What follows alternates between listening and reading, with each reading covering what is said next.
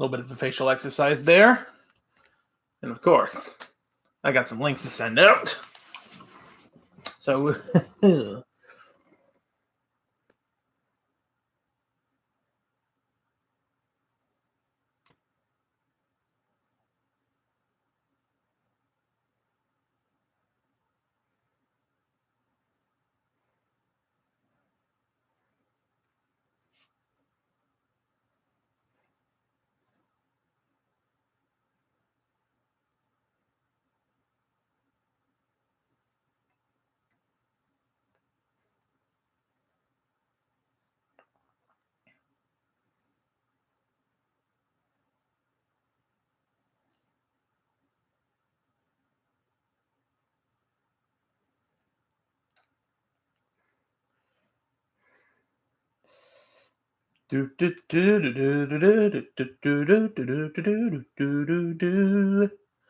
everyone on the Reds.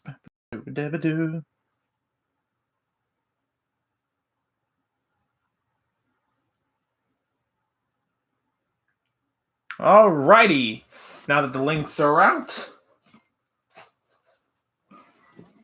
I'll get some water in my system and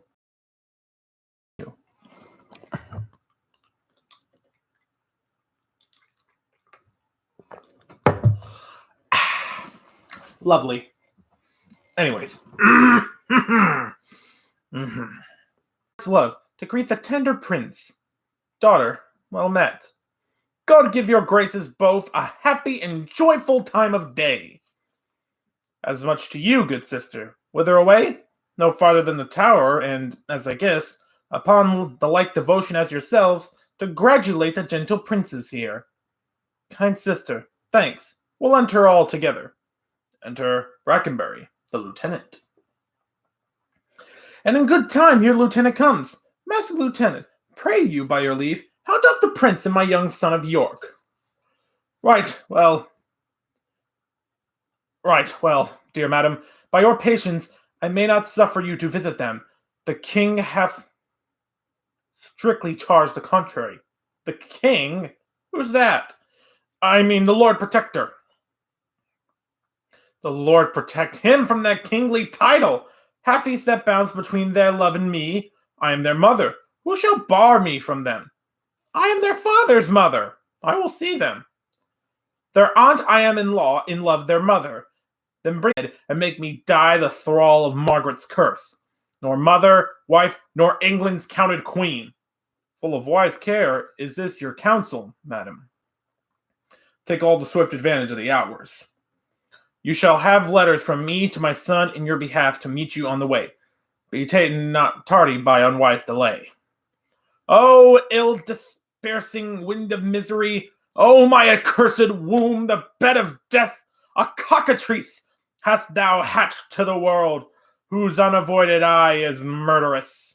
Come, madam, come, I in all way haste was sent, and with all unwillingness will go.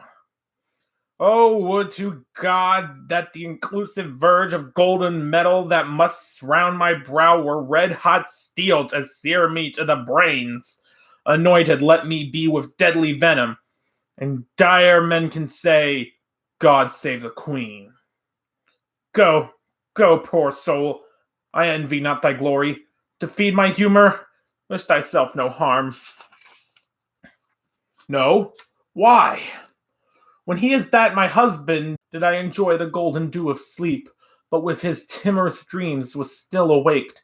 Besides, he hates me for my father Warwick, and will, no doubt, shortly be rid of me. Poor heart, adieu, I pity thy complaining. No more than with my soul I mourn for yours. Farewell, thou woeful welcomer of glory. Adieu, poor soul that task'st thy leave of it. Go down to Richmond, and good fortune guide there. Go to Richard, and good angels tend thee. Go down to sanctuary, and may good Faust possess thee. I to my grave, where peace and rest lie with me. 80-odd years of sorrow I have seen, and 80-odd hours of sorrow I have seen, and each hour's joy racked with a week of teen. Stay, yet look back with me unto the tower. Pity, you ancient stones, those tender babes whom envy hath immured within your walls. Rough cradle for such little pretty ones. Rude, ragged nurse, old sullen playfellow, for tender princes, use my babies well. So foolish sorrows bids your storerooms farewell. They exit. For those joining us, I take a drink between scenes. Helps keep things a little smooth.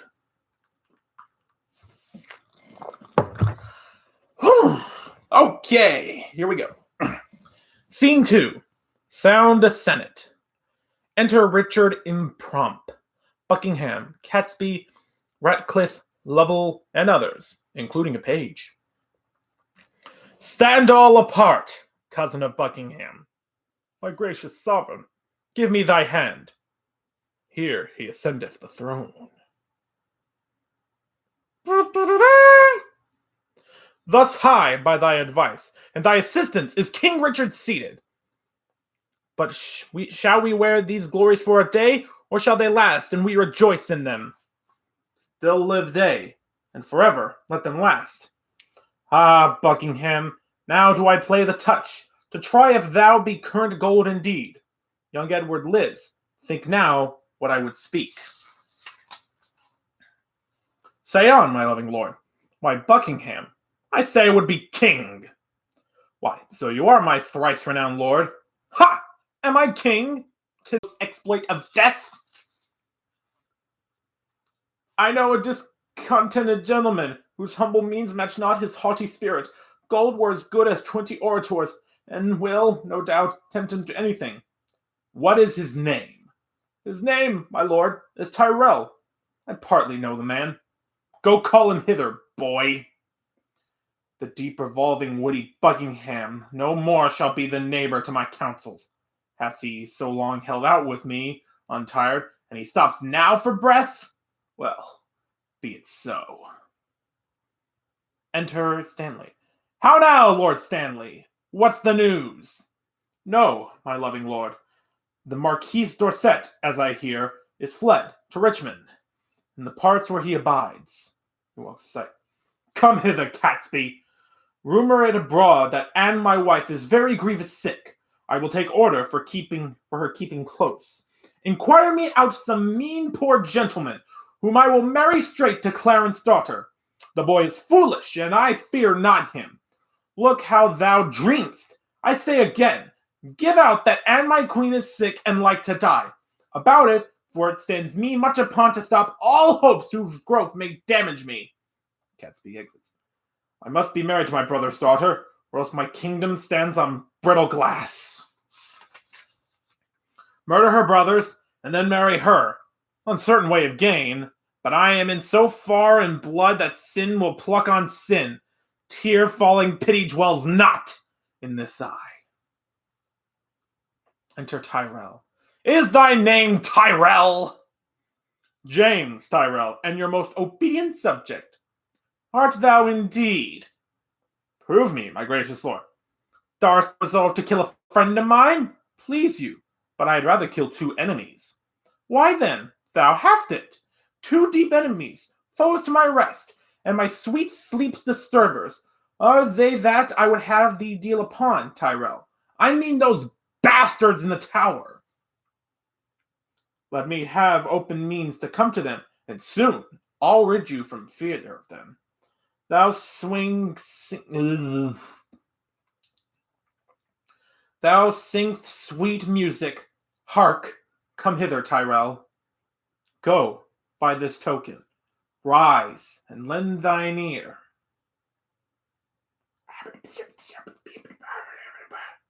There's a part in there where he says Richard whispers, so... There is no more but so. Say it is done, and I will love thee and prefer thee do it. For it. I will dispatch it straight. He exits. Enter Buckingham. My lord, I have considered in my mind the late request that you did sound me in. Well, let that rest. Dorset is fled to Richmond. I hear the news, my lord. Stanley, he is your wife's son. Well, look up to it. My lord, I claim the gift, my due, by promise, for which your honor and your faith is pawned. The earldom of Hereford and the movables which you have promised I shall possess. Stanley, look to your wife. If she can pay...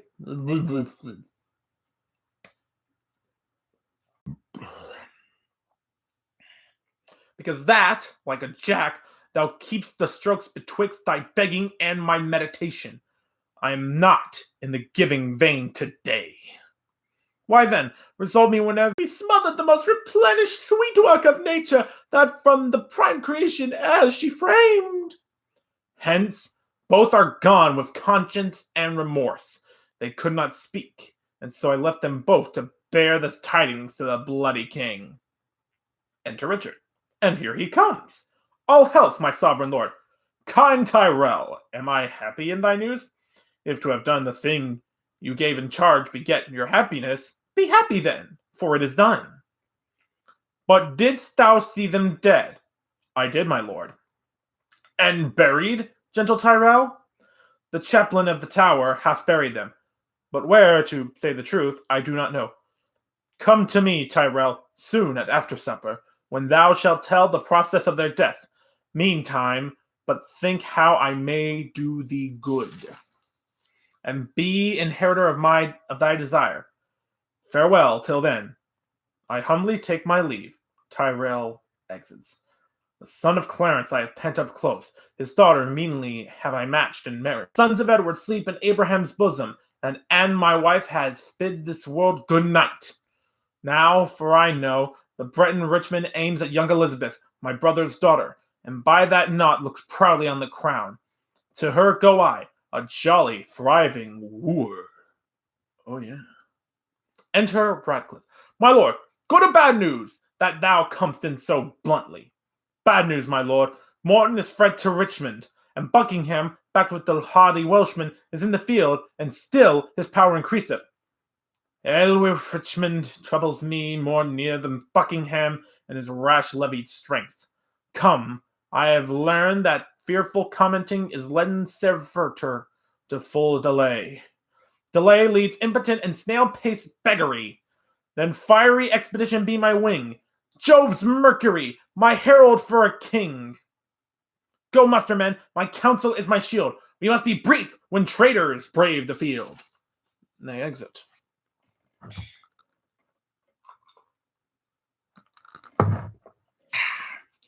Scene 4. Enter old Queen Margaret. So now prosperity begins to mellow and drop into the rotten mouth of death. Here in these confines slyly have I lurked to watch the waning of mine enemies. A dire induction I am witness to, and will to France, hoping the consequence will prove as bitter, black, and tragical. Withdraw thee, wretched Margaret. Who comes here? Enter the Duchess of York and Queen Elizabeth. Ah, my poor princes, my tender babes, my unblown flowers, new appearing sweets, if yet your gentle souls fly in the air and be not fixed in doom perpetual. That's fine, yeah. Okay. Hover about me with your airy wings and hear your mother's lamentation. Hover about her. Say that right for right have dimmed your infant morn to aged night. So many miseries have craved my voice, that my woe-weary tongue is still mute. Edward Plantagenet, why art thou dead? Plagnated doth quit Plagnated. Edward for Edward pays a dying debt. Wilt thou, O God, fly from such gentle lands and throw them in the entrails of a wolf? When didst thou sleep when such a deed was done? When Holy Harry died, and my sweet son. Dead life, blind sight, poor mortal living ghost, woe seen, world shame, graves due by life usurped, brief abstract and record of tedious days, rest thy unrest on England's lawful earth, unlawfully made drunk with innocent blood. Ah, that thou wouldst as soon afford a grave as thou canst yield a melancholy seat. Then would I hide my bones, not rest them here. Ah, who hath any cause to mourn but we? If ancient sorrow be most reverend, give mine the benefit of seniority, and let my griefs frown on the upper hand, if sorrow can admit society. Tell your Tell over your woes again by viewing mine. I had an Edward, till a Richard killed him. I had a husband, till a Richard killed him. Thou'st had an Edward, till a Richard killed him. Thou hadst a Richard, till a Richard killed him. I had a Richard too, and thou didst kill him. I had a Rutland too. Thou hopedst to kill him. Thou hast a Clarence too, and Richard killed him. From forth the kennel of thy womb hath crept a hellhound that doth hunt us all to the death. That dog had its teeth before his eyes to worry lambs and lap their gentle blood. That excellent grand tyrant of the earth, that reigns in galled eyes of weeping souls, that foul defacer of God's handiwork. Thy womb let loose to chase us to our graves. O upright, just, and true disposing God, how do I thank thee that this carnal cur preys on the issue of his mother's body, and makes her pew fellow with others moan. O Harry's wife, triumph not in my woes. God witness with me, I have wept for thine. Bear with me, I am hungry for revenge, and now I cloy me with beholding it. Thy Edward, he is dead, that killed my Edward. Thy other Edward dead, to quit my Edward. Young York, he is but boot, because both they match not the high perfection of my loss. Thy Clarence, he is dead, that stabbed my Edward, and the beholders of this frantic play.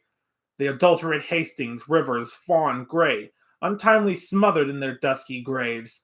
Richard yet lives, hell's black intelligencer. Only reserve their factor to buy souls and send them thither. But at hand ensues his piteous and unpitied end. Earth gapes, hell burns, fiends roar, saints pray to have him suddenly conveyed from hence. Cancel his bond of life, dear God, I pray, that I may live and say, the dog is dead. Oh, thou didst prophesy the time would come that I should wish for thee to help me curse that bottled spider, that foul bunch-backed toad. I called thee then vain flourish of my fortune. I called thee then, poor shadow, painted queen, the presentation of but what I was, the flattering index of a direful pageant. One heaved a high to be hurled down below, a mother only mocked with two fair babes, a dream of what thou wast, a garish flag to be the aim of every dangerous shot, a sign of dignity, a breath, a bubble, a queen in jest, only to fill the scene. Where is thy husband now? Where be thy brothers? Why, where are thy two sons? Wherein dost thou joy? Who sues and kneels and says, God save the queen? Where be the bending peers that flatter thee?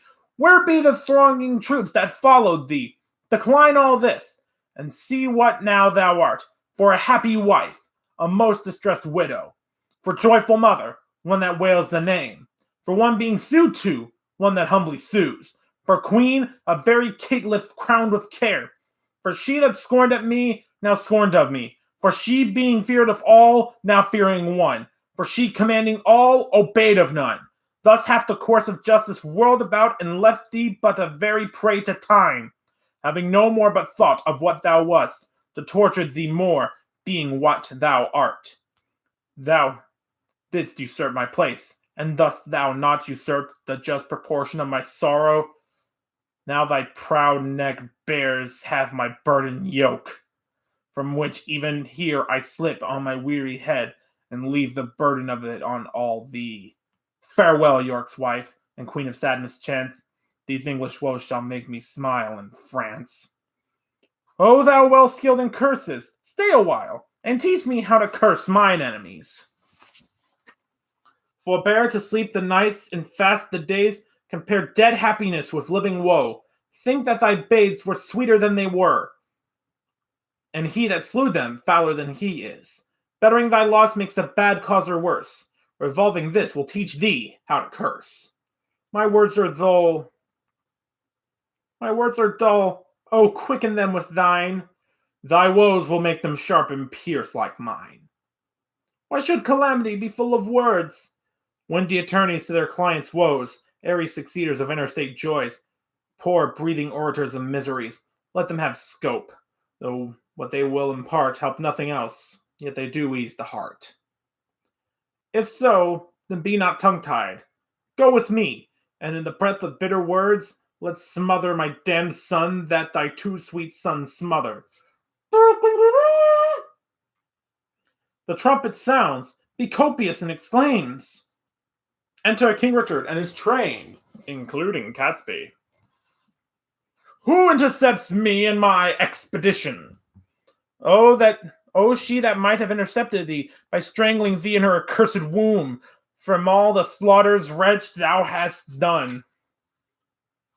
Hidst thou that forehead with a golden crown, where should be branded, if that right were right, the slaughter of the prince that owed that crown, and the dire death of my poor sons and brothers? Tell me, thou villain slave, where are my children? Thou toad, where is thy brother Clarence, and little Ned Plantaget his son? Where is the gentle rivers Vaughan, Cray? Where is kind Hastings? A flourish, trumpets! Strike alarm, drums! Let not the heavens hear these telltale women rail on the war's anointed. Strike, I say!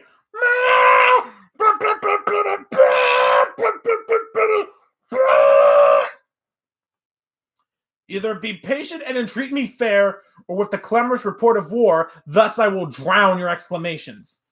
Art thou my son? Aye, I thank God, my father, and yourself. Then patiently hear my impatience.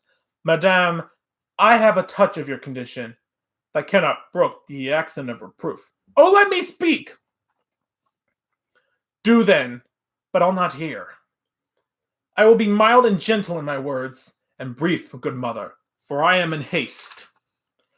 Art thou so hasty? I have stayed for thee, God knows, in torment and in agony.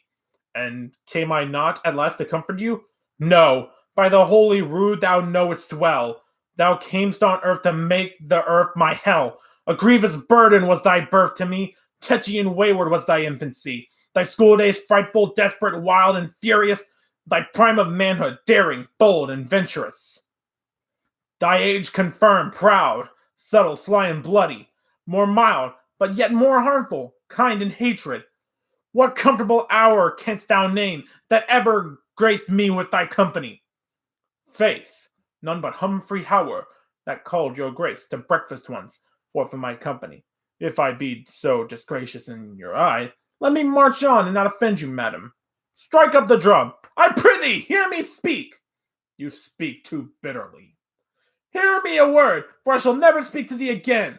So, either thou wilt die by God's just ordinance, ere from this war thou turn a conqueror, or I with grief and extreme age shall perish, never more behold thy face again. Therefore, take with thee my most grievous curse, which in the day of battle tire thee more than all the complete armor that thou wearest. My prayers on the adverse party fight, and there the little souls of Edward's children whisper the spirits of thine enemies and promise them success and victory. Bloody thou art, bloody will be thy end. Shame serves thy life, and doth thy death attend. Though far more curse, yet much less spirit to curse abides in me. I say amen to her. Stay, madam, I must talk a word with you. I have no more sons of the royal blood for thee to slaughter. For my daughters, Richard, they shall be praying nuns, not weeping queens, and therefore level not to hit their lives. You have a daughter, called Elizabeth, virtuous and fair, royal and gracious. And must she die for this? Oh, let her live, and I'll corrupt her manners, stain her beauty, slander myself as false to Edward's bed, throw over her the veil of infamy, so she may live unscarred of bleeding slaughter. I will confess she was not Edward's daughter. Wrong not her birth. She is a royal princess. To save her life, I'll say she is not so. Her life is safest only in her birth. And only in that safety died her brothers. Lo, at their birth good stars were opposite. No, to their lives ill friends were contrary. All unavoided is the doom of destiny. True, when avoided grace makes destiny, my babes were destined to a fairer death if grace had blessed thee with a fairer life. You speak as if that I had slain my cousins. Cousins indeed, and by their uncle cozened of comfort, kingdom, kindred, freedom, life. Whose hands soever launched their tender hearts, thy head all indirectly gave direction. No doubt the murderous knife was dull and blunt, till it was whetted on thy stone-hard heart, to revel in the entrails of my lambs. But that still use of grief makes wild grief tame. My tongue should to thy ears not name my boys, till that my nails were anchored in thine eyes, and I, in such a desperate bay of death, like a poor bark of sails and tackling reft, rush all to pieces on thy rocky bosom. Madam, so thrive I in my enterprise and dangerous success of bloody wars, as I intend more good to you and yours, than ever you or yours by me were harmed. What good is covered with the face of heaven to be discovered that can do me good? The advancement of your children, gentle lady, up to some scaffold, there to lose their heads, unto the dignity and height of fortune, the high imperial type of this earth's glory. Flatter my sorrow with report of it. Tell me, what state, what dignity, what honor canst thou demise to any child of mine? Even all I have, ay, and myself and all, will I withal endow a child of mine. So in the lathe of thy angry soul thou drown the sad remembrance of these wrongs which thou supposest I have done to thee. Be brief, lest that the process of thy kindness last longer than telling thy kindness's date. Then know that from my soul I love thy daughter. My daughter's mother thinks it with her soul. What do you think? That thou dost love my daughter from thy soul. So from thy soul's love didst thou love her brothers, and from my heart's love I do thank thee for it. Be not so hasty to confound my meaning. I mean that with my soul I love thy daughter, and I do intend to make her Queen of England. Well then, who dost thou mean shall be her king? Even he that makes her queen. Who else that would be? What, thou? Even so, how would you think of it? How canst thou woo her? That I would learn of you, as one being best acquainted with her humor. And wilt thou learn of me? Madam, with all my heart. Send to her, by the man that slew her brothers, a pair of bleeding hearts, thereon engraved Edward and York. Then haply will she weep. Therefore present her, as sometime Margaret did to thy father, steeped in Rutland's blood, a handkerchief, which say to her did drain the purple sap from her sweet brother's body, and bid her wipe her weeping eyes withal. If this inducement move her not to love, send her a letter of thy noble deeds. Tell her thou madst away her uncle Clarence, her uncle Rivers, ay, and for her sake, madst quick conveyance with her good Aunt Anne. You mock me, madam. This is not the way to win your daughter. There is no other way, unless thou couldst put on some other shape and not be Richard that hath done all this. Say I did all this for the love of her. Nay, then indeed she cannot choose but hate thee, having brought love with such a bloody spoil. Look, what is done cannot be now amended. Men shall deal unadvisedly sometimes, which after hours gives leisure to repent. If I did take the kingdom from your sons to make amends, I'll give it to your daughter. If I have killed the issue of your womb, to quicken your increase, I will beget mine issue of your blood upon your daughter. A grandam's name is little less in love than the doting title of a mother. They are as children, but one step below, even of your metal, of your very blood, of all one pain, save for a night of groans endured for her for whom you bid like sorrow. Your children were vexation to your youth, but mine shall be a comfort to your age. The loss you have is but a son being king, and by that loss your daughter is made queen. I cannot make you what amends I would, therefore accept such kindness as I can. To set your son, that with a fearful soul leads discontented steps in foreign soil. This fair alliance quickly shall call home to high promotions and great dignity. The king that calls your bestious daughter wife familiarly shall call thy Dorset brother. And again you shall be mother to a king. And all the ruins of distressful times repaired with double riches of content. What? We have many goodly days to see. The liquid drops of tears that you have shed shall come again, transformed to orient pearl, advantaging their love of interest of 10 times double gain of happiness. Go then, my mother, to thy daughter, go. Make bold her bashful years of your experience. Prepare her ears to hear a wooer's tale. Put in her tender heart the aspiring flame of golden sovereignty. Acquaint the princess with the sweet silent hours of marriage joys.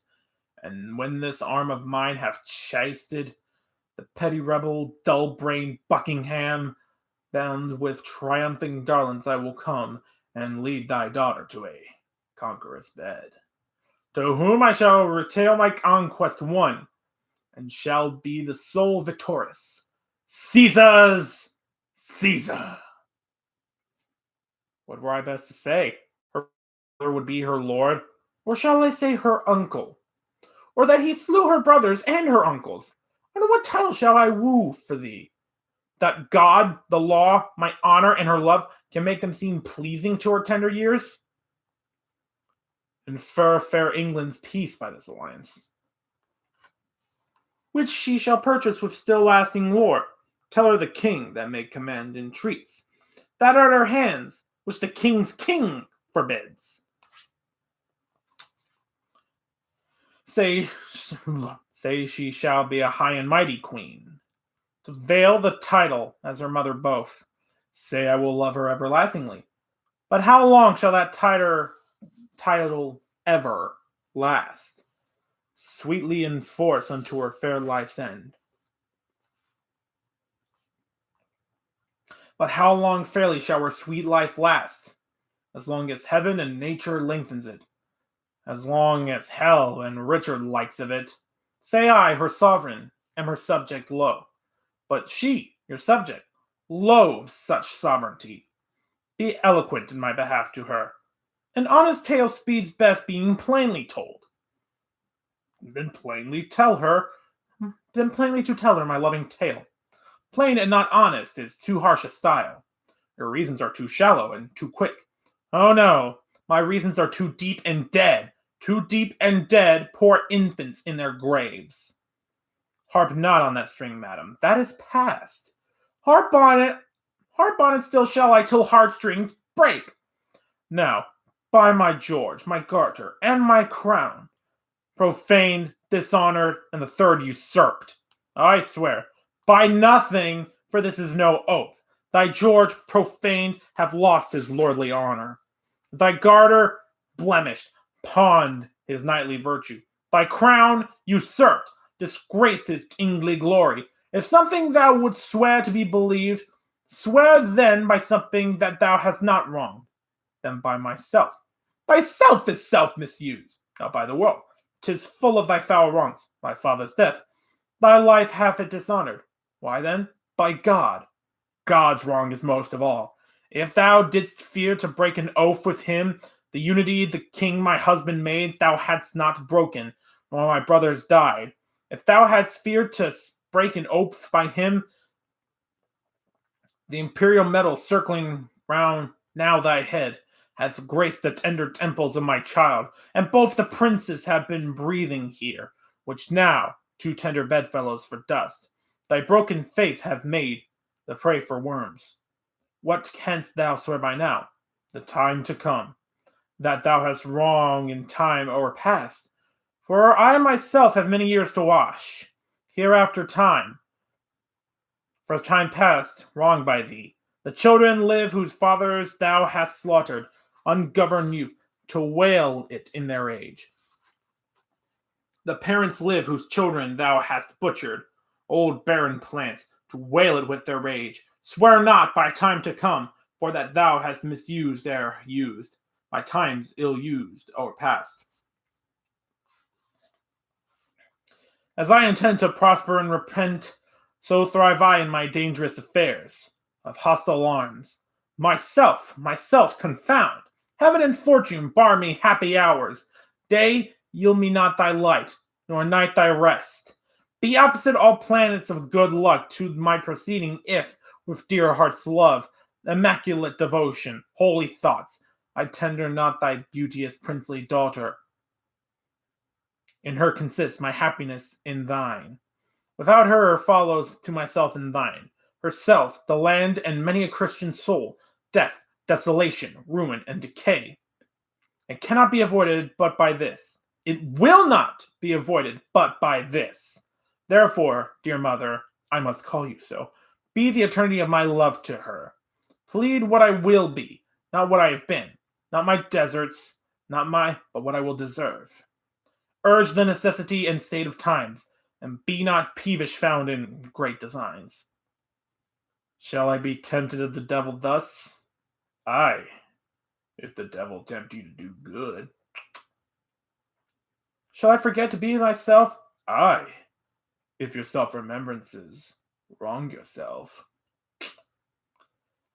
Yet thou didst kill my children, but in your daughter's womb I bury them, where in that nest of spicery they will breed selves of themselves to your recomforture. Shall I go win my daughter to thy will? And be a happy mother by the deed. I go. Write to me very shortly, and you shall understand me from her mind. Bear her my true love's kiss, and so farewell. Relenting fool and shallow changing woman! Ha ha! Enter Redcliffe. How now? What's the news? Most mighty sovereign on the western coast rideth a puissant navy. To our shores throng many doubtful, hollow-hearted friends, unarmed and unresolved to beat them back. 'Tis thought that Richmond is their admiral. Admiral. And there they hull, expecting but the aid of Buckingham to welcome them ashore. Some Lightfoot friend posts the Duke of Norfolk. Ratcliffe thyself, or Catesby, where is he? Here, my good lord, Catesby, fly to the Duke. I will, my lord, with all convenient haste. Ratcliffe, come hither, post to Salisbury. When thou comest thither. Dull, unmindful villain. Why sayest thou here, and goest not to the Duke? First, mighty liege, tell me your highness's pleasure, what from your grace I shall deliver to him. Oh, true, good Catesby. Bid him and levy straight the greatest strength and power that he can make, and meet me suddenly at Salisbury. I go. What may it please you shall I do at Salisbury? Why, what wouldst thou do there before I go? Your highness told me I should post before. My mind is changed. Enter Lord Stanley. Stanley, what news with you? None good, my liege, to please you with the hearing, nor none so bad, but well may be reported. Hoy day! A riddle, neither good nor bad. What needest thou run so many miles about, when thou mayest tell the nearest way? Once more, what news? Richmond is on the seas. There let him sink, and be the seas on him. White-livered renegade, what doth he here? I know not, mighty sovereign, but by guess. Well, as you guess. Stirred up by Dorset, Buckingham, and Morton, he makes for England, here to claim the crown. Is the chair emptied? Is the sword unswayed? Is the king dead? The empire unpossessed? What heir of York is there alive but we? And who is England's king but the great York's heir? Then tell me, what makes he upon the seas? Unless for that, my liege, I cannot guess. Unless for that he comes to be your liege. You cannot guess wherefore the Welshman comes. Thou wilt revolt and flight to him, I fear. No, my good lord, therefore mistrust me not. Where is thy power, then, to beat him back? Where be thy tenants and thy followers? Are they not now upon the western shore, safe conducting the rebels from their ships? No, my good lord. My friends are here in the north. Cold friends to me. What do they in the north when they should serve their sovereign in the west? They have not been commanded, mighty king. Please, if your majesty, to give me leave, I'll muster out my friends and meet your grace, where and what time your majesty shall please. Aye, thou wouldst be gone to join with Richmond, but I'll not trust thee. Most mighty sovereign, you have no cause to hold my friendship doubtful. I never was, nor ever will, be false. Go then and muster men, but leave behind your son George Stanley. Look, your heart be firm, or else his head's assurance is but frail. So deal with him as I proved true to you. Enter a messenger. My gracious sovereign, now in Devonshire, as I by friends am well advertised, Sir Edward Corney and the haughty prelate, Bishop of Exeter, his elder brother, with many more confederates are in arms. Enter another messenger. Encamp, my liege, the Gileads, Guildfords are in arms, and every hour more competitors flock to the rebels, and their power grows strong. Enter another messenger. My lord, the army of great Buckingham, out, you owls! No. Wait, sorry. Let me try that again. Out on you, owls! Nothing but songs of death! There! Take thou that, till thou bring better news! The news I have to tell your majesty is that by sudden floods and fall of waters, Buckingham's army is dispersed and scattered. And he himself wandered away alone. No man knows whither. I cry thee mercy. There is my purse to cure that blow of mine. Hath any well-advised friend proclaimed reward to him that brings the traitor in? Such proclamation hath been made, my lord. Enter another messenger. A lot of messengers here. Sir Thomas Lovell and Lord Marquis Dorset, 'tis said, my liege, in Yorkshire are in arms. But this good comfort bring I to your highness. The Breton navy is dispersed by tempest. Richmond and Dorsetshire sent out a boat unto the shore to ask those on the banks if they was assistance. Yea, no. Who answered him that came from Buckingham upon his party? He, mistrusting them, hoist sail and made his course again for Brittany. March on, since we are up in arms. If not to fight with foreign enemies, yet to beat down these rebels at home. Enter Catesby. My liege, the Duke of Buckingham is taken. That is the best news. That the Earl of Richmond is with a mighty power landed at Milford is colder tidings, yet they must be told. Away towards Salisbury! While we reason here, a royal battle might be won and lost. Someone take order Buckingham be brought to Salisbury. The rest, march on with me.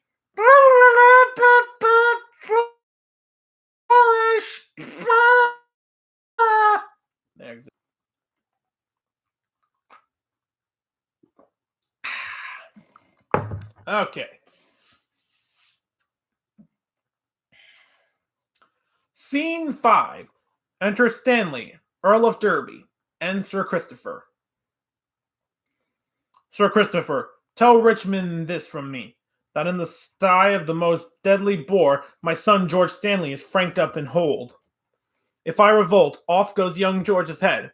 The fear of that holds on my persistent aid. So get thee gone, commend me to thy lord. Withal, say that the queen hath heartily consented he should espouse Elizabeth her daughter. But tell me, where is princely Richmond now? At Pembroke, or at Hertford West in Wales? What men of name resort to him? Sir Walter Herbert, a renowned soldier, Sir Gilbert Talbot, Sir William Stanley, Oxford, redoubted Pembroke, Sir James Blunt, and Rice ap Thomas, with a valiant crew, and many other of great name and worth, and toward London do they bend their power. If, by the way, they be not fought withal. Stanley, giving Sir Christopher a paper. Well, heed thee to thy lord. I kiss his hand. My letter will resolve him of my mind. Farewell. Oh boy. Okay. We are now at the end of Act 4 and into Act 5.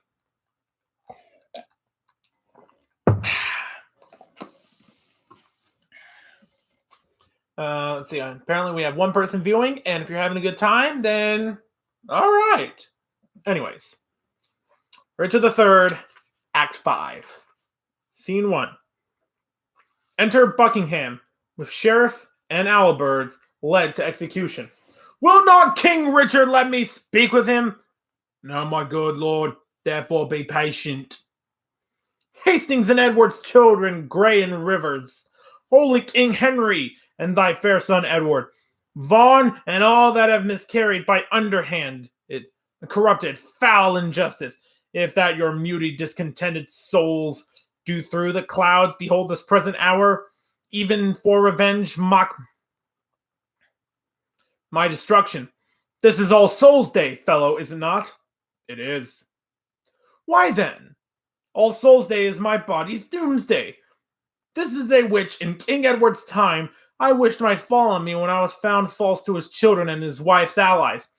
This is the day wherein I wish to fall by the false faith of him whom I most trusted. This All Souls' Day to my fearful soul is the determined respite of my wrongs. That high all-seer which I have dallied with hath turned my feigned prayer on my head, and given in earnest when I begged in jest. Thus doth he force the swords of wicked men to turn on their own points in their masters' bosoms. Thus Margaret's curse falls heavy on my neck. When he, quoth she, shall split my heart with sorrow, remember, Margaret was with a prophetess. Come, lead me, officers, to the block of shame. Wrong hath but wrong, and blame the due of blame.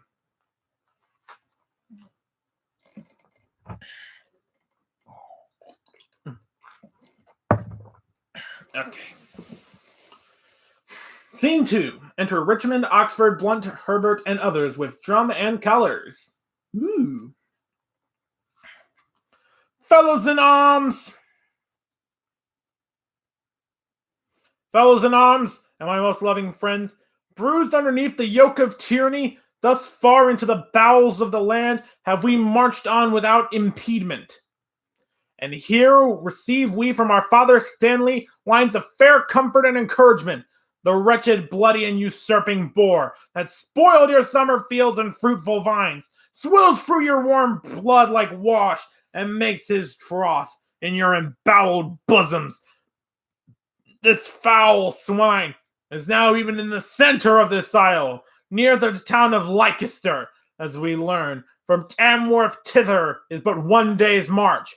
In God's name, cheerly on, courageous friends, to reap the harvest of perpetual peace by this one bloody trial of sharp war. Every man's conscience is a thousand... Wait, hang on. No, I'm good. Okay. Every man's conscience is 1,000 men to fight against this guilty homicide. I doubt not, but his friends will turn to us. He hath no friends, but what are friends for fear, which in his dearest need will fly from him? All for our vantage. Then, in God's name, march! True hope is swift, and flies with swallows' wings. Kings make it God, and meaner creatures kings. Scene 3. Enter King Richard in arms of Norfolk, Radcliffe, and the Earl of Surrey, with soldiers. Here pitch our tent, even here in Bosworth Field. My lord of Surrey, why look you so sad? My heart is 10 times lighter than my looks. My lord of Norfolk. Here, most gracious liege, Norfolk. We must have knocks, must we not? We must both give and take, my loving lord. Up with my tent. Here I will lie tonight. But where tomorrow? Well, all's one for that. Who hath described the number of the traitors? 6,000 or 7,000 is their utmost power. Why, our battalion trebles that account. Besides, the king's name is a tower of strength, which they upon the adverse faction want. Up with the tent! Come, noble gentlemen, let us survey the vantage of the ground. Call for some men of sound direction. Let's lack no discipline. Make no delay. For lords, tomorrow is a busy day. Tent now in place. Exit. Enter Richmond, Sir William Brandon, Oxford, Dorset, Herbert, Blunt, and others who set up Richmond's tent. The weary sun hath made a golden set, and by the bright track of his fiery car gives token of a goodly day tomorrow. Brandon, you shall bear my standard. Give me some ink and paper in my tent. I'll draw the form and model of our battle, limit each leader to his several charge, and part in just proportion of our small power. My Lord of Oxford, you, Sir William Brandon, and you, Sir Walter Herbert, stay with me. The Earl of Pembroke keeps his raiment. Good Captain Blunt, bear my good night to him, and by the 2nd hour in the morning, desire the Earl to see me in my tent. Yet one thing more, good Captain, do for me. Where is Lord Stanley quartered? Do you know? Unless I have mistaken his colors such, which I am assured I have not done, his regiment lies half a mile at least, south from the mighty power of the king. If without peril it will be possible, sweet Blunt, make some good means to speak with him, and give him from me this most needful note. He gives the paper. If without peril it be possible, no, hang on.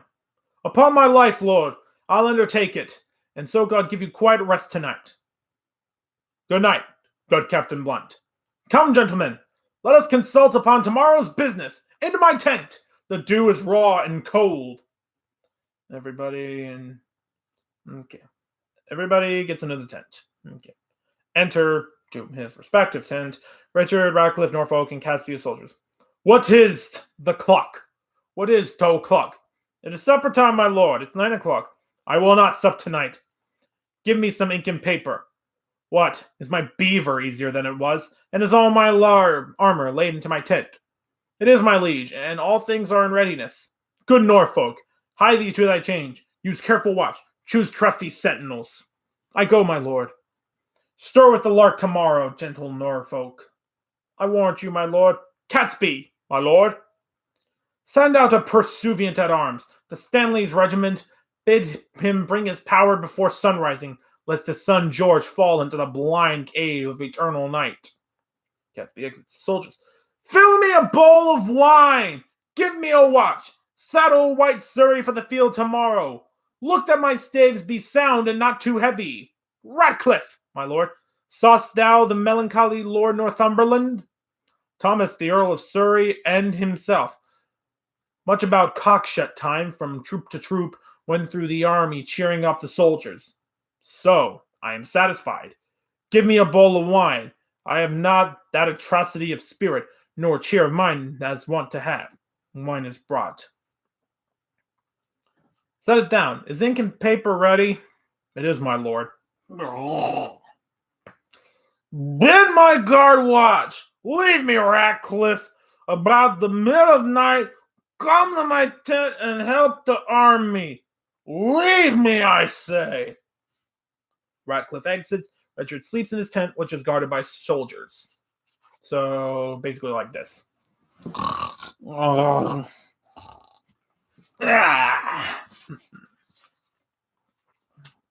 Enter Stanley, Lord of Derby, Earl of Derby. I need some water. Yeah. Enter Stanley, Earl of Derby, to Richmond in his tent. Fortune and victory sit on thy helm. All comfort that the dark night can afford be to thy person, noble father-in-law. Tell me, how fares our loving mother? I, by attorney, bless thee from my mother, who prays continually for Richmond's good. So much for that. The silent hours steal on, and fleeky darkness break within the east. In brief, so for the season bids us be. Prepare thy battle early in the morning, and put thy fortune to the armament of bloody strokes and mortal staring war. As I may, that which I would, I cannot, with best disadvantage, will deceive the time and aid thee in this doubtful shock of arms. But on thy side, I may not be too forward, lest, being seen thy brother, tender George, be executed in his father's sight. Farewell. The leisure and the fearful time cuts off the ceremonious vows of love and ample interchange of sweet discourse. which so long some friends should dwell upon. God give us leisure for these rites of love. Once more, adieu. Be valiant and speed well.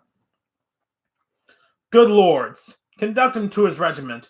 I'll strive with troubled thoughts to take a nap, lest leaden slumber pease me down tomorrow, when I should mount with wings of victory. Once more, good night, kind lords and gentlemen. All but Richmond will leave his tent and exit. Richmond kneels. O thou, whose captain I count myself, look on my forces with a gracious eye. Put in their hands thy bruising irons of wrath, that they may crush down with a heavy fall the usurping helmets of our adversaries. Make us thy ministers of chastisement, that we may praise thee in the victory. To thee I do commend my watchful soul, ere I let fall the windows of mine eyes. Sleeping and walking, oh, defend me still. Okay, and now he sleeps, and now we have a ghost! Ghost time! Ghost time, ghost time, we got a ghost! Anyways, enter the ghost of young Prince Edward, son to Harry the Sixth. Let me sit heavy on thy soul tomorrow. Think how thou stabbedst me in the prime of my youth at Tewkesbury. Despair, therefore, and die. Be cheerful, Richmond, for the wronged souls of butchered princes fight in thy behalf. King Henry's issue, Richmond, comfort thee. Enter the ghost of Henry the Sixth. When I was mortal, my anointed body by thee was punched full of deadly holes. Think on the tower and me, despair and die. Harry the Sixth bids thee despair and die. Virtuous and holy be thou conqueror. Harry, that prophesied thou shouldst be king, doth comfort thee in thy sleep. Live and flourish. Enter the ghost of Clarence. Let me sit heavy in thy soul tomorrow. I, that was washed to death with fulsome wine. Poor Clarence, by thy guile betrayed to death. Tomorrow, in the battle, think on me, and fall thy edge's sword. Despair and die. Thou offspring of the house of Lancaster, the wronged heirs of York do pray for thee. Good angels guard thy battle. Live and flourish.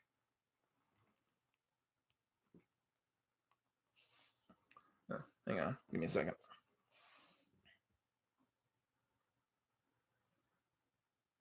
It's my mom.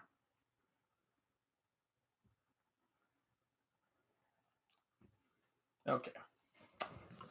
Alrighty. Enter the ghosts of Rivers, Great, and Vaughan. Let me sit heavy in thy soul tomorrow. Rivers that died at Pomfret, despair and die. Think upon Grey, and let thy soul despair. Think upon Vaughan, and with guilty fear, let thy lance despair and die. Awake, and think our wrongs in Richard's bosom will conquer him. Awake, and win the day. Ooh. They exit.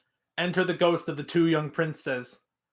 Dream on thy cousin smothered in the tower. Let us be laid within thy bosom, Richard, and weigh thee down to ruin, shame, and death. Thy nephew's soul bid thee despair and die. Richard, sleep, Richmond. Sleep in peace and wake in joy. God damn, there's a lot of ghosts. Good angels guard thee from the balls and oi. Live and beget a happy race of kings. Edward's unhappy sons do bid thee flourish. Enter the ghost of Hastings. Bloody and guilty, guiltily awake, and in a bloody battle end thy days. Think on Lord Hastings' despair and die. To Richmond. Quiet, untroubled soul, awake, awake! Fight and conquer for fair England's sake. Enter the ghost of Lady and his wife. Richard, thy wife, that wretched Anne, thy wife, that never slept a quiet hour with thee, now thy sleep with permutations. Tomorrow in the battle, think on me and follow thy edgeless sword. Despair, die. Thou quiet soul, sleep thou a quiet sleep. Dream of success and happy victory. Thy adversary's wife doth pray for thee. Enter the ghost of Buckingham. The first was that I held thee to the crown. You know what? Hold on. I'm going to play this one a little differently. I need some water first. The first was I that helped thee to the crown. The last was that I felt thy tyranny. Oh, in the battle think on Buckingham, and die in terror of thy guiltiness. Dream on of bloody deeds and death, fainting, despair. Fainting, despair, despairing, yield thy breath. I died for hope ere I could lend thee aid. But cheer thy heart, and be thou not dismayed.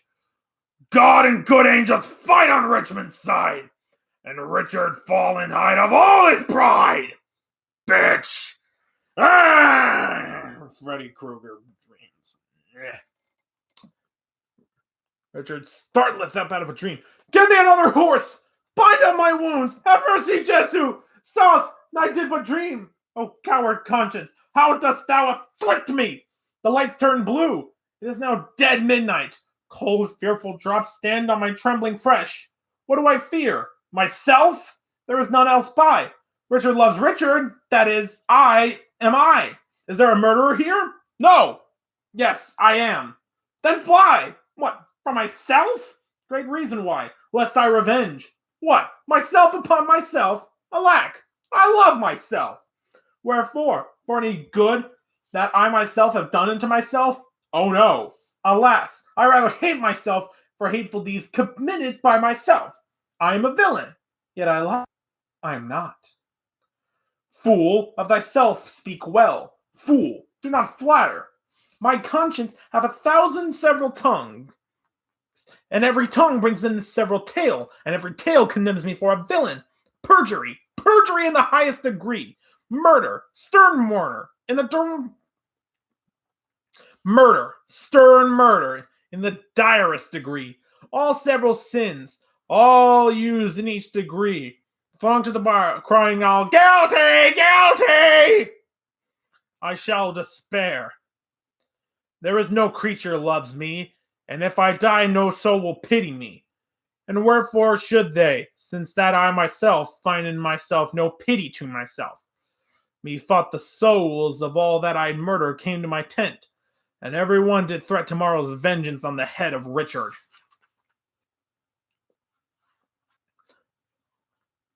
Enter Radcliffe. My lord, down! Who is there? Radcliffe, my lord, 'tis I. The early village cock have twice done salutation to the morn. Your friends are up and buckle on their armor. Radcliffe, I have dreamed a fearful dream. What thinkst thou? Will our friends prove all true? No doubt, my lord. Oh, Radcliffe, I fear. Nay, good my lord, be not afraid of shadows. By the Apostle Paul, shadows have struck more terror into the soul of Richard than can the substance of 10 soldiers armed and proof and led by shallow Richmond. 'Tis not yet near day. Come, go with me. Under our tents, I'll play the eavesdropper to see if any mean to shrink from me. Richard and Radcliffe exit. Enter the lords to Richmond in his tent.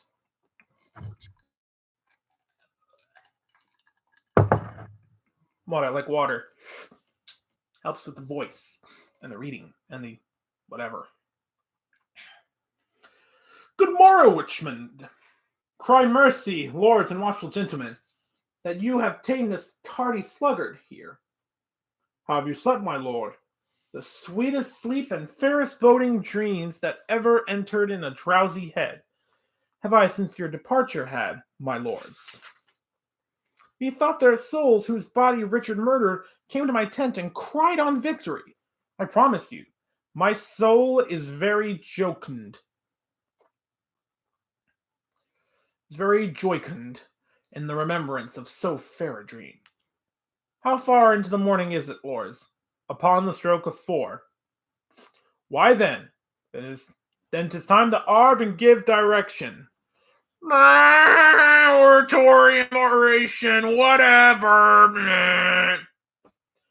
More than I have said, loving countrymen, the leisure and enforcement of the time forbids to dwell upon.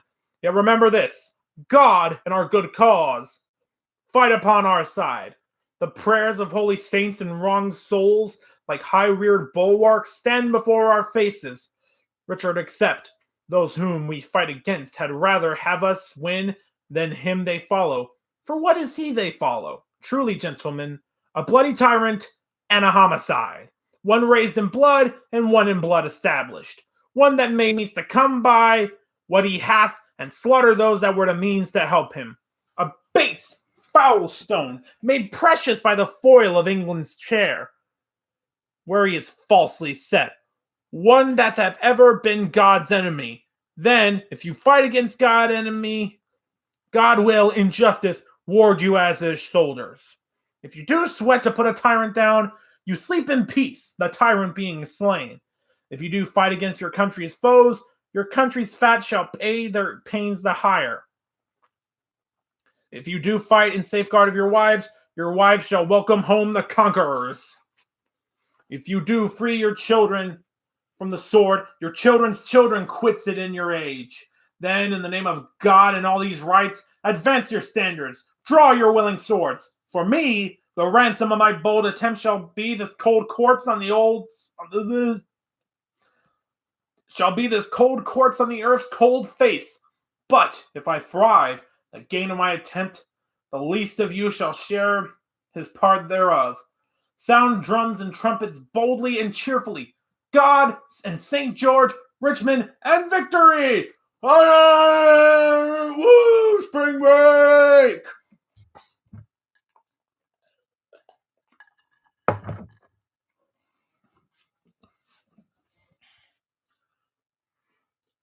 Enter King Richard, Ratcliffe, and soldiers.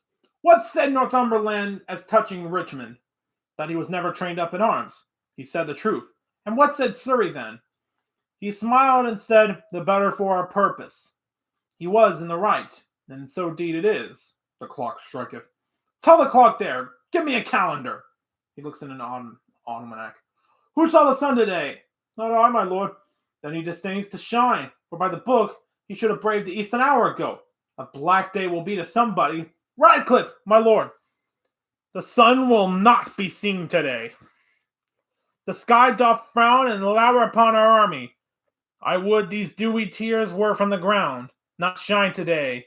Why? What is that to me more than to Richmond? But the self-same heaven that frowns upon me looks sadly upon him. Enter Norfolk. Arm, arm, my lord! The foe vaunts in the field! Come, bustle, bustle! Capricé on my horse! Call up Lord Stanley! Bid him bring his power! I will lead forth my soldiers to the plain, and thus my battle shall be ordered. My forward shall be drawn out in all length, consisting equally of horse and foot. Our archers shall be placed in the midst. John, Duke of Norfolk, Thomas, Earl of Surrey, shall have the leading of this foot and horse. They thus directed, we will follow in the main battle, whose puissance on either side shall be well winged with our chiefest horse. This, and St. George to boot. What thinkest thou, Norfolk? A good deception, warlike sovereign. You show him the paper. This I found on my tent this morning. Jockey of Norfolk, be not so bold, for Dixon thy master is to fright our souls.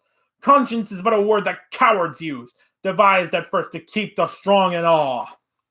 Our strong arms be our conscience, swords our law. March on, join bravely. Let us to pell-mell, if not to heaven, then hand in hand to hell. His oration to his army. What shall I say more than I have inferred? Remember whom you are to cope with all. A sort of vagabonds, rascals, and runaways, a scum of Britons and base lackey peasants, whom their Orcoid country vomits forth to desperate adventures and assured destruction. You sleeping safe, they bring you to... Oh boy. Yeah, this was gonna happen.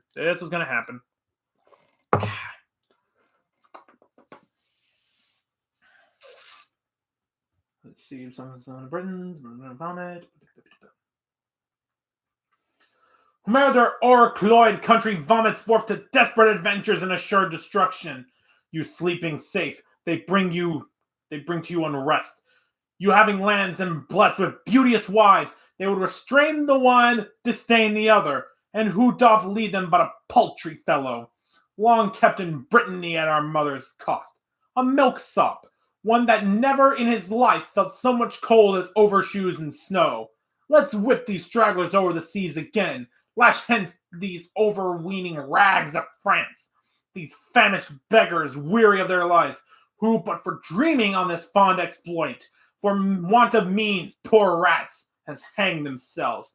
If we be conquered, let men conquer us, and not these bastard Britons, whom our fathers have in their own land beaten, bobbed, and thumped, and in record left them the heirs of shame. Shall these enjoy our lands, lie with our wives, ravish our daughters? Hark! I hear their drum. Fight, gentlemen of England! Fight, bold yeomen! Draw, archers! Draw your arrows to the head! Spur your proud horses hard and ride in blood! Amaze the welkin within your broken staves! And there comes the messenger. What says Lord Stanley? Will he bring us power? My lord, he doth deny to come. Off with his son George's head! My lord, the enemy is past the march. After the battle, let George Stanley die. 1,000 hearts are great within my bosom. Advance our standards. Set upon our foes. Our ancient word of courage, far St. George. Inspire us with the spleen of fiery dragons. Upon them, victory sits on our helms.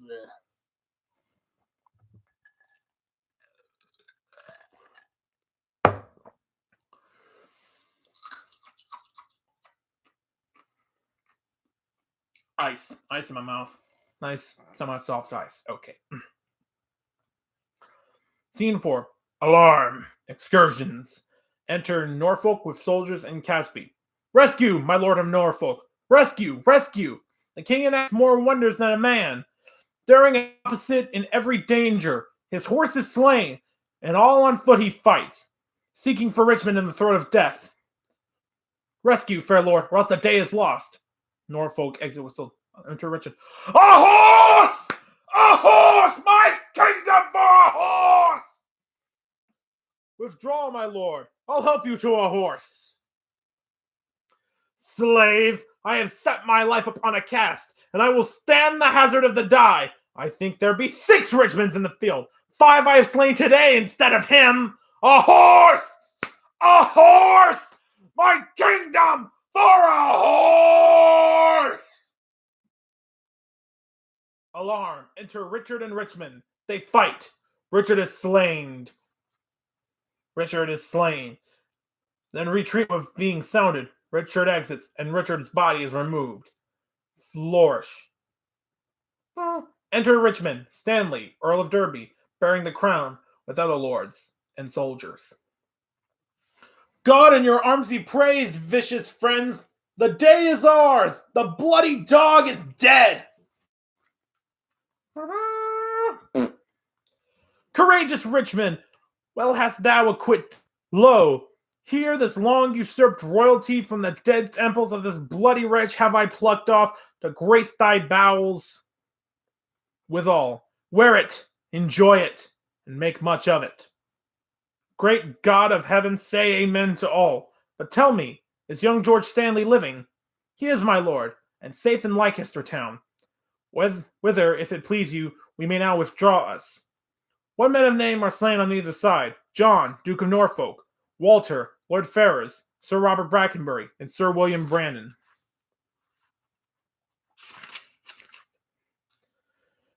Inter their bodies as becomes their births.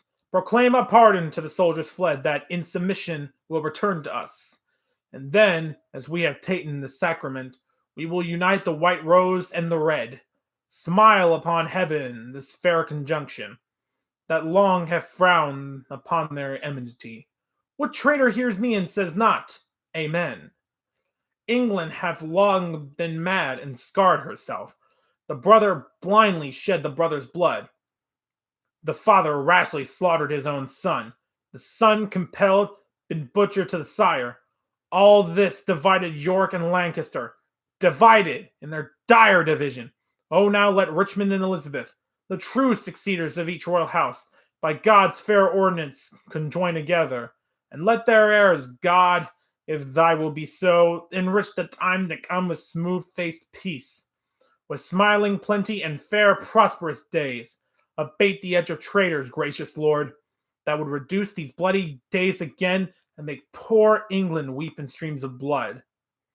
Let them not live to taste this land's increase, that would with treason wound this fair land's peace.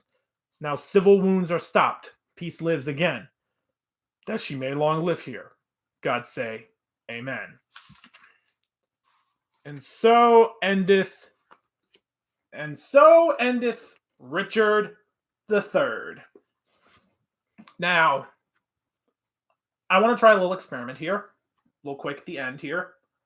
I want to go forth the "Now is the winter of our discontent" speech, but in the style of pretty much everyone else that read anything in high school. You know, just trust me, you might get a laugh out of this. Now is the winter of our discontent, made glorious summer by this son of York, and all the clouds that lowered upon our house in the deep bosom of the ocean buried. Now are our brows bound with victorious wreaths, our bruised arms hung up for monuments, our stern alarms changed to merry meetings, our dreadful marches to delightful measures.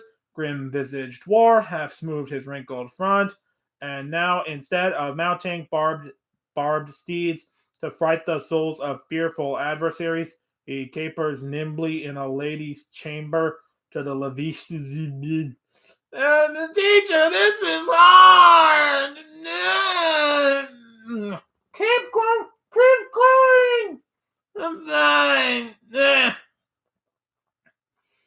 To the lascivious pleasing of a lute, but I that am not shaped for sportive tricks, nor made to court an anonymous looking glass, I that am rudely stamped and want love's majesty to strut before a wanton ambling nymph, I that am curtailed of this fair proportion, cheated of feature by dissembling nature, deformed, unfinished, sent before my time into this breathing world, scarce half made up, and that so lamely and unfashionable that darts spark at me as I halt by them. Why, I, in this weak piping time of peace, have no delight to pass away the time, unless to see my shadow in the sun, and descant on mine own deformity, and therefore, since I cannot prove a lover to entertain these fair well-spoken ways, I am determined to prove a villain, and hate the idle pleasures of these days. Plots I have laid, inductions dangerous, by drunken prophecies, libels, and dreams, to set my brother Clarence and the king in deadly hate, the one against the other, and if King Edward be as true and just as I am subtle, false, and treacherous, this day should Clarence closely be mewed up about a prophecy which says that G of Edward's heirs, the murderer shall be. Thy thoughts down to my soul. Here Clarence comes. If the past few hours have shown anything, I had something going in high school, I guess. Reading. Anyways, I'd like to thank everybody that tuned in to hear me read Shakespeare for coming. I got a copy of Romeo and Juliet coming in the mail pretty soon. So when that comes in, I'll do it again with Romeo and Juliet, for fun. Until then, all the world's a stage. Be players, but also be safe. That much I've asked of you folks. Please be safe. Okay. Peace.